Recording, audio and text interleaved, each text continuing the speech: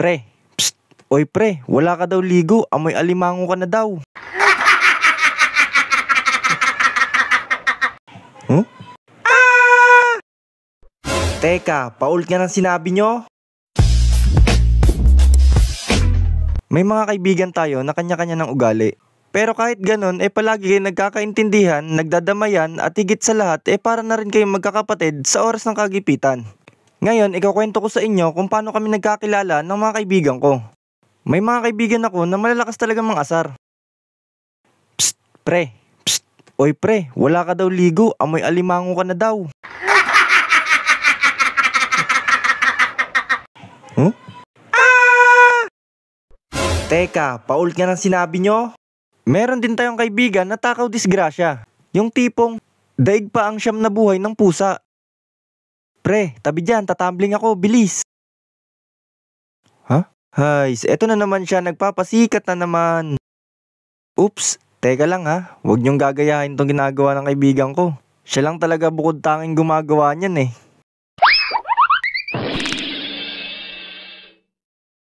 A few moments later.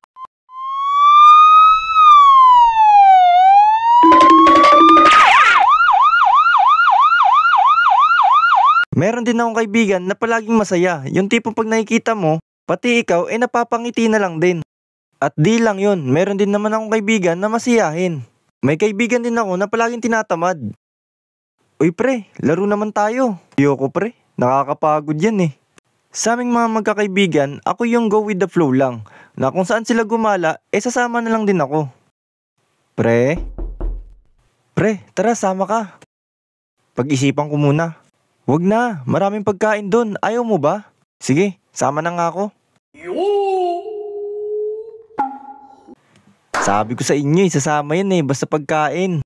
Pero ang di ko malilimutan, nung mga bata pa kami, halos magkakamukha na kaming magbabarkada. Biruin mo ba naman, sa araw-araw na palagi kayo nagkakasama at nagkikita, mapagtatanto mo na lang talaga na magkakamukha na pala kayo.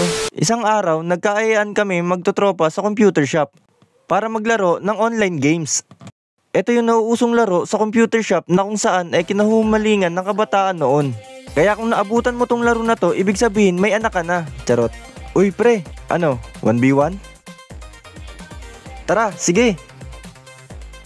Oh, kung sino matalo siya maghuhulog ng barya Sige. Walang komsatan pre Oh, yari ka boy, patay ka na naman. Respawn ka na lang ng respawn pre. Kawawa sa iyo buisit. Ayoko na nga. Nakakainis. Walang kwenta tong laro na to. Oh, chill ka lang. Laro lang to. Pero sa laro lang naman kami nagkakapikunan. Kaya talo talaga ang iyakin sa amin. Uy pre. Kawawa sa iyo Tinalo ka daw ni Eugene kahapon. Ano ba yan? Uy pre, baka sa atin pa mainis yan. Baka kasi mamaya hindi na tayo pansinin. Patingin nga kami ng mukha na yan. Nung bata pa ako nahilig ako sa pag-aalaga ng hayop. Kaya ang unang inalagaan ko kalapate. Pagka uwi ko nga galing school noon nagtatabi talaga ako ng pera. Kaya nung nakaipon-ipon ako bumili talaga ako ng kalapate. Bukod kasi sa cute sila ang ganda nila pagmasdan lalo na pag lumilipad. Tapos sasabayan mo pa ng palakpak. Naalala ko noon nag-alaga ako ng kalapate pero sinisikreto ko lang. Ayaw lang kasi nila ako pag-alagain nila mama at papa. Nako, pag nakita ni papa to, baka di ako payagan. Saan ko naman kaya ilalagay to? Dito ko na lang ilalagay to sa ilalim ng lamesa para di makita nila mama at papa. Anong ginagawa mo dyan, kuya? Ay ma, ikaw pala. Ma, huwag niyo sabihin kay papa na may alaga akong kalapati Hindi pwede.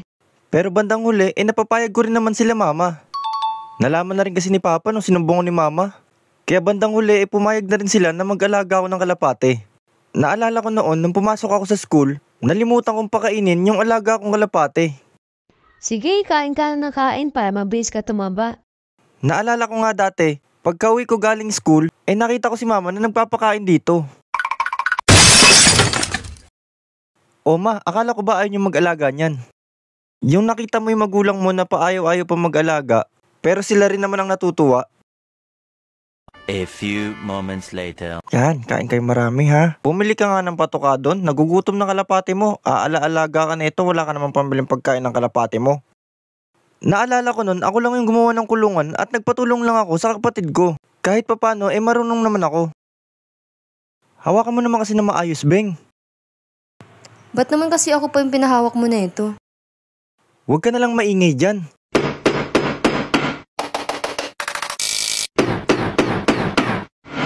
Naalala ko din nun, nagpapainggitan pa kami ng kalapate. Mas maganda kasi, mas nakakaangat. Pre, tignan mo tong kalapate ko, maganda yan. Galing pang Mexico yan. We, sa Mexico ba talaga galing yan? Ang layo-layo nun. Malapit lang, ano ka ba? Diyan lang sa Mexico, Pampanga. Lucio.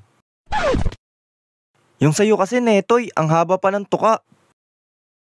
Kahit na mabilis naman. Kahit na papano, nagkakasundo-sundo pa rin naman kami magkakaibigan.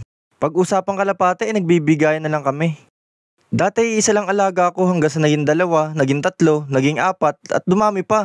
Bago ko nga pala makalimutan, kung bago ka lang sa channel ko, paklik na rin ang subscribe button at notification bell para palagi kayong updated sa susunod na animation na gagawin ko. Nga pala guys, magpo 4K subs na tayo, kaya isubscribe mo na yan ha.